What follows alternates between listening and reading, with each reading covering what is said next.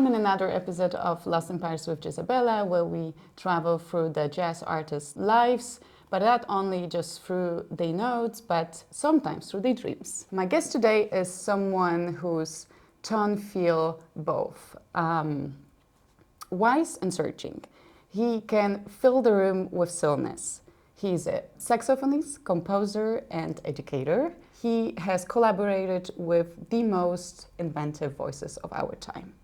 From Houston to Berkeley, from small gigs to global stages, his journey feels like jazz itself. A little bit disciplined and full of detours. Walter Smith III, welcome. Thank you. Thanks for having me. Thank you. I have this image of you walking through Paris, maybe with the saxophone or coffee or lost in thought. And tell me, do you get lost easily in cities or in life? Yes, but not so much anymore. When I first started coming to Europe, I did exactly what you're talking about, walking around the city, kind of getting to check out different areas all the time. And now that I'm old, I need more sleep. I have emails to send, so it's a little different during the daytimes. Yeah. If someone sees you on the street and not knowing what you do, what do you think they would guess you do? Well, I can tell you because it happened on the way over here. There's a soccer player. I don't know, I don't watch football or soccer, but there's somebody that every place I go, somebody thinks I'm this person. I'm not that much into the football, so I would not know. Yeah, I don't. You have to ask. I have. I just don't remember the name, but it's happened so many times. Oh, and wow. it literally happened on the way over here. So imagine we have this parallel universe, and you've never played saxophone. What is Walter doing? Are you the chef or basketball coach or philosopher? Who are you? That's a good question. I don't know. I really like creative things, so I imagine it would be something where I'm kind of using that muscle. But I also like playing video games, and I like, we were talking a little bit about TV or movies. I'm into all of that, so maybe it would be something in that line of work, behind the camera or something, writer. I don't know. There is a reason why I'm asking this question, because you said somewhere, I like to say somewhere, you said that you started playing saxophone at around age 7. Yeah. So let's go back to the beginning and tell me, where were you born, where did you grow up? What kind of places do you have to, do you remember? Sure. My parents are both from New Orleans in Louisiana, and they moved to Texas. They were both teachers, so I was born in Houston. And that is where I grew up, I should say. And my father was a saxophone player in New Orleans. He studied with amazing saxophonist Kid Jordan, and he knew Alvin Batiste, Henry Butler, a lot of the people in New Orleans. And so he taught elementary school band in Houston. That was the job he moved there for, and I started in his school. So that was kind of the beginning, was Houston, and then going back to visit New Orleans a lot. Who gave you the spark, or who encouraged you to do what you do it today? Well, he did. He started it, and then along the way, Houston had a lot of programs for young kids. So I was in stuff every summer, all through the year, going to see concerts, all that kind of stuff. And then as I got older and met other people who were really interested in it and went to the Performing Arts High School in Houston, that's where it really kind of started to take off. And what was the sound at home? Was it discipline, full of jazz? What was the dynamic? Musically speaking, yes. Or in general, yeah. I mean, it was pretty loose. I had a lot of time to practice. I had a lot of time to go do stuff. I played sports and all that kind of stuff.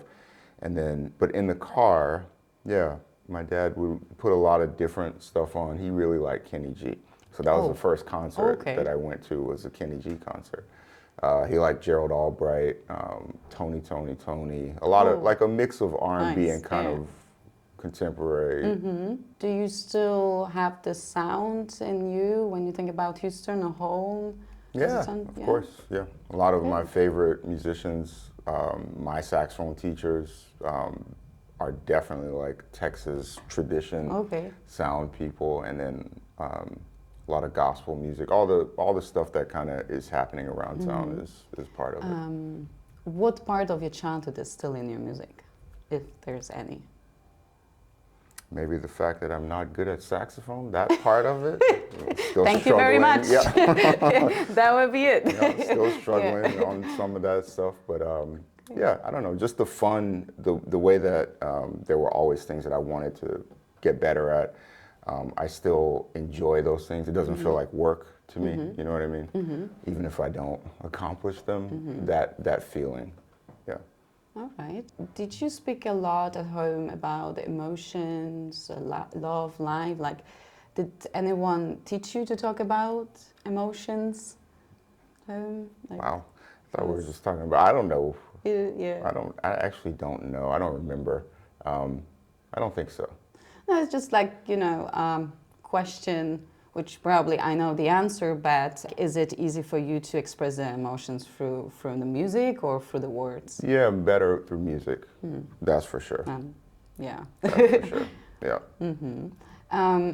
You've been all over the world in so many cities like Tokyo, Paris, today Houston, New York, and if these cities were humans, what kind of personality would you give, and like with who would you go for dinner out, and who would you avoid? Wow. Okay. Yeah, Houston. Everybody I know from Houston is a character. They're funny, great sense of humor, interesting people. I was just there 2 days ago. We played a concert there, and I saw a lot of old friends, and then met a bunch of new people. But that's pretty consistent. So that would probably be fun to go to dinner. What was the other thing I was doing with these would you go out for dinner? But who would you avoid for sure? Who would I avoid? I don't know. I haven't really found. Crowded place. Yeah, I pretty much can work anywhere. I can get along with people. So yeah. Okay. You were a chief of the woodwinds at Berkeley, and you were committed to transfer the knowledge, the history, culture of jazz. That's a big title. Like, where is it come from? Now I understand you have the teaching background, right, from home. Is there where it's come from, that you have this willing to share the knowledge? Yeah, with the students? that was the start, and then I did a lot of teaching growing up. When I mentioned some of those programs for kids in Houston, I grew up doing those, and then when I got to high school, I started teaching in some of those.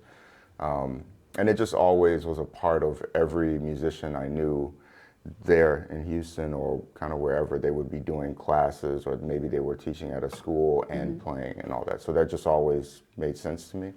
And then as I got into playing, even coming to Paris the first time, and with other bands, but then also with my band and touring through Europe, there were always opportunities to do workshops during the day or visit a college or a university and do a class. So it's just always been kind of tied in with the playing side of it, getting to talk to young musicians. I think also because so much of this is happening in school now, there aren't as many band leaders that take young musicians out on the road. Most young musicians go to a college or university to meet the other musicians, and then they go from there. So because it's such a part of how this works now, it makes sense to be involved with it. It's a little bit different dynamic of how you grew up and how you started playing as a young student. A little bit, but I don't think so. I think if I had been the age I am now, when I was growing up, I think it would have been different. But for me, everything kind of came through school, and I was a part of that. And I think it had been happening for a while, you know, before almost everybody that I know. There are a few exceptions, but I just turned 45, so people that are in my age group, like everybody kind of came through. You look so good. Kind of school. Wow, so yeah, it's the hair, right? Yeah. Taking consideration that we started today so early, our podcast, I appreciate you here. did it happen to you that you had a brilliant student who taught you something about music or life, and what was your reaction? Did you admit it, or you kind of like, pick up the idea for yourself? No, I always would say it. Yeah, because I think it's important to recognize when somebody does something. Especially if it means something to you, I think it's important to recognize that. And there have been a lot of times where it's not always the student that I think is the one that's like the most accomplished or brilliant. Somebody will turn something in, and you'll just be like, "Whoa, how'd you come up with that?" Like something that I never thought of. And I do steal it too. Also, I'll compliment them, and then I will take it and work with it. You said as well somewhere, I read that the album Blue Note Record, Return to Casuals, is more about learning to not overwork, but it's more like trust in moment. And like, I'm trying to understand you as someone who's intelligent, precise, a teacher. Like, how do you return to casual? Like, how is in your mind, because you have the analytical mind, and like, how do you learn to let it go? I'm a person who overthink non-stop, so my album should call like Return to Chill or Relax, something like this. So I'm just wondering. Yeah, well, for me, I even saw it, we played here last night, and there are certain ways of writing where whatever you put on the page gives people enough information to have the mood and the vibe or whatever of the song, but it's not restrictive. It could go on for 25 minutes, or we could play it for 5 minutes. There's space, and it doesn't have to only work in one way. And then there's another way of writing, which is kind of the thing that I've typically done, not intentionally, but like where you put everything there, and it almost feels like it can only be played in one way. And then if you try to change it, it loses the character of what it is, and it just turns into something else. So because everybody's trying to keep the character of what the piece is, it just ends up being really like a specific thing that it lasts 3 minutes and 42 seconds every time you play it. So I noticed that about other people's bands that I play in. They have a way of writing or a way of presenting the music. There's some little detail that I'm always kind of chasing, and that's what I was trying to get to in that. Okay, all right. One of my favorite subjects with the artist is silence. What silence does play the role in your music, if there's any silence? Yeah, the two things that I'm always very conscious of when I think I'm playing my best is silence and phrasing. So thinking about the rhythm and thinking about not playing, those two aspects. And it's, like I don't have any tattoos, but if I did, that would be like what I would get, because we can get you one in Paris today. I'm too scared of needles to do it. But that's one of the things people tell me when they have something like that. It's a reminder when they are in their situation. Okay, look at that and remind yourself of those things. So that's what I'm thinking about when I'm playing. It's like listen, and that's silence. Like listen to what's happening, and when you react, don't think up here, think here, and try to be in it. And that ends up being like the rhythm and the phrasing part of it. So when you do not tour, perform, you do not teach, what do you do with the silence? Do you as well create the melody as a self-defense in your mind? Like what do you do when you do not like touring and? I mean, just whatever normal people would do. Human being, yeah. Just nothing special. Hanging out. Absolutely. Hanging out. If someone took your saxophone for 6 months, we're not going to do it, but if someone takes your saxophone, like how do you stay creative? How would you stay creative? So I can still work on music, but just not the saxophone. Wow, that would be great, actually, because then 'cause I spend a lot of time writing at the piano, and but I'm always in between, you know, needing to practice and work on all these things for the next tour or whatever is coming up, and then also needing to spend time on writing. And there's never enough time to do both. So I find myself always kind of, I'm writing and then I stop because I need to get to the saxophone, or I'm playing and then I need to get to that. So if one was gone for 6 months, For 6 months? wouldn't be a bad thing. All right. I don't have any questions from the fans, but I prepared just some funny thing that you can pick up the questions that I prepared. So all there right. you go, and then I will pick up one for you, or we can go for all the questions, random questions. So there you go. One word your friends would never use to describe you. Funny. Yeah, that you prove it. Next. Okay. More overused word in jazz interviews. Well, the word jazz. On the word jazz. I think. Yeah. One more? Sure. There you go. Yeah, are we going to go for all of them? Just go through all of them. Because these are for you. Like, I'm not going to use them for anyone else. Paris at 2 a.m. What does it sound like? Hopefully, I can never tell you. So, on the bucket list, we have to do the tattoos and walk in 2 a.m. Stay up late. Yes. Okay. Go. All right. Worst tour snack. It's always the same. I don't even know if it's snack, but it's whatever they put in the green rooms at theaters. It's like a meat, and it has like sauce on it. I don't know, like white SOS. mayonnaise. Yeah. SOS, please do not stop it. Yeah, no more One more lunch question, meats. come on. Okay. Yeah. Instrument you'd cheat on the sax with. I guess if I had started on something else, and what I think always seems really fun is drums. But I think if I was choosing with what I know now, like not just starting over, because there was a time where I quit saxophone to play drums, in very young. But if knowing what I know now and seeing how you can affect the band and what your actual role is, I would definitely choose bass. Okay.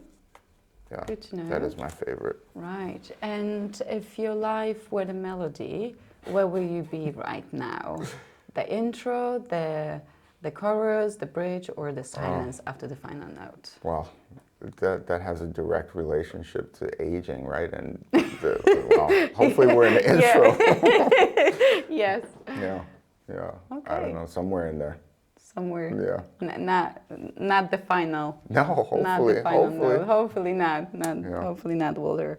Okay, so through a little bit of memories and imagination, Walter made us laugh, think, and reminded us that even the serious notes need a little bit of the humor to swing. You're listening the podcast Lost in Paris with Jazzabela. Stay tuned, to be continued. Stay curious and stay beautifully lost. That's it. Okay. Yeah. Cool. Let's get the tattoo.